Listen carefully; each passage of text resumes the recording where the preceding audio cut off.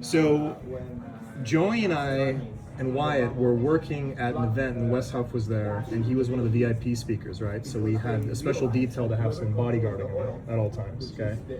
With the way we had breaks set up, we couldn't always have someone with him from our staff. So sometimes what we would do is I would switch in for a second, and I would bodyguard him places, just like around the hotel and stuff. But Wes was like, dude, I want to go and get some food. And they're having like the night market in Oceanside. And I was like, all right, dude, like, we had just sent our employees on break, and Wyatt was the only one in uniform. So Wyatt's like, dude, I'll watch the door. And I was like, all right, I guess I'll just take him like out and about, right? So I take him out to the night market, and we're just kind of walking around, and he's like, people are just like walking up to him in the street, like, yo, you're Wes Huff, let me take a picture, be really quick, right? Like everyone's like running up to him and stuff. And so we go and eat, and we come back, and it's about time for him to, I don't know, finish up, because he goes and he does like a panel, and he gives a lecture, and he goes through a bunch of stuff, right? So I'm still walking around outside, he hits me up, he's like, yo man, I want to go back into the town or whatever, like me and my buddy are going to go grab something. And I was like, okay. But our other guys were busy at the moment, so I start walking back into the conference, and this dude pulls up beside me, and he was like, cool, like Wes is all done now, right? And I'm like, yeah man. He's like, oh, yeah, that's great, so where is he?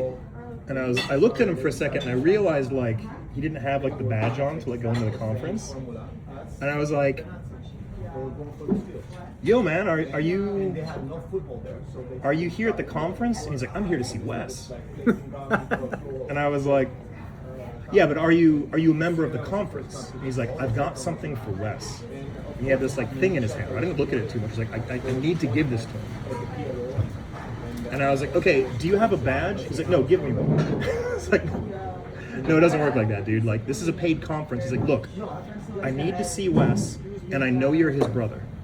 And I know you know where he is. So if you could just take me to see him right now, this is very important, I have something to give him. And so like I kind of put my hand in his arm, I was like, listen man, we got to go back out to the lobby. Like you can't be, coming with me out here. Like you need to go out here unless you have a badge, and they're all sold out, so it's not going to work this time. And then I went and got my guards, and I was like, yo, you two, you go watch him. Like, you don't let him leave the bar, right? You just keep your eyes on him and whatever. And so like, yo, dude, Wes, we gotta sneak out of here. Like we gotta be like real covert. Like get your buddy who you wanna, grab dinner with, and we're gonna kind of smuggle you out, right? And that's what I saw. So I'm sitting in the lobby because I'm just like keeping my eyes on the entrances because it's Ramadan and you never know what's going to happen. We got a lot of people there who are getting death threats. So I'm just sitting out there and I just see Grant and Wes Huff like running out of the hotel. And I'm like, oh, there he goes. And then I just see this guy's pacing.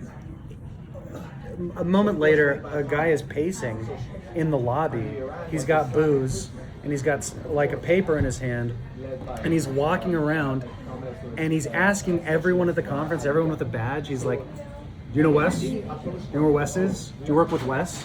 Do you know Wes? He comes up to me and he says the same thing and I'm like, no.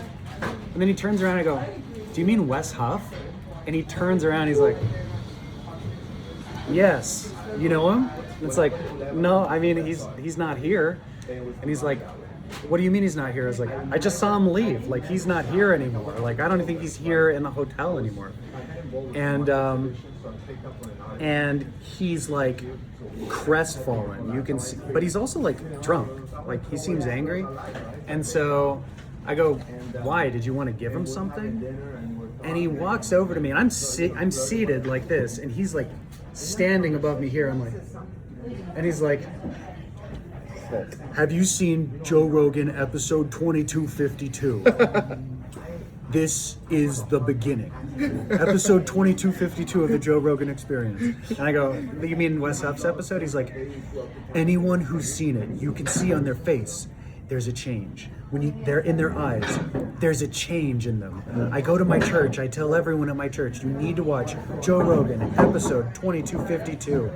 It will change your life. It will change the framing with which you see the Bible. And then he goes, none of them have watched it. You can see it on their face when they've seen it. None of them have seen it.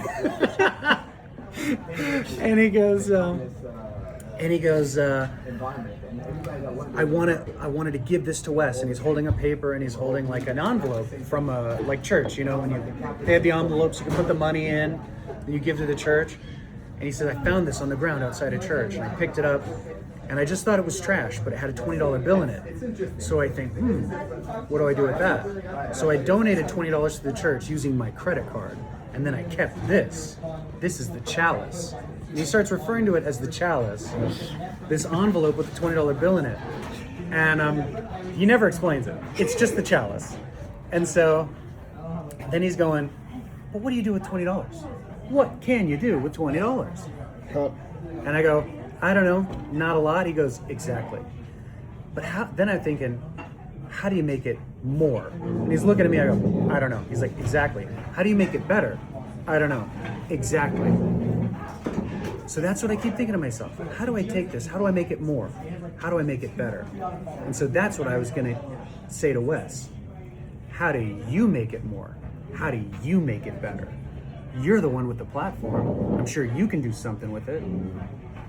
And then he takes a moment, and at this point he sits down, and he kind of looks down and he goes, he like has a moment of clarity. He goes, I shouldn't have said anything about the $20. I'm like, why in the world would Wes want to deal with this at all? Like, there's no universe where Wes is like, oh, I can't wait to get accosted and finger poked by someone, like, about $20 and how do I make it more or better? So yeah, it was a very strange encounter. This is super abbreviated. I talked to the guy for like an hour. This was going on for an hour, and the whole time he was just talking down at me, like at a 70-degree angle, just. And it was a strange experience. He was an acolyte of Wes. What was it? He said he was there to spread the gospel of Wes Huff. Spread the gospel of Wes Huff, dude. So, dude, yeah. tell him what you said about when you were trying to convince him that it was God's will. Like, oh yeah. I told him I'm not a Calvinist, but I do believe in like predestination. Like, and I told him, I was like, if you were supposed to meet Wes Huff today, I think you would have. And he accepted that for like 2 seconds. He was like,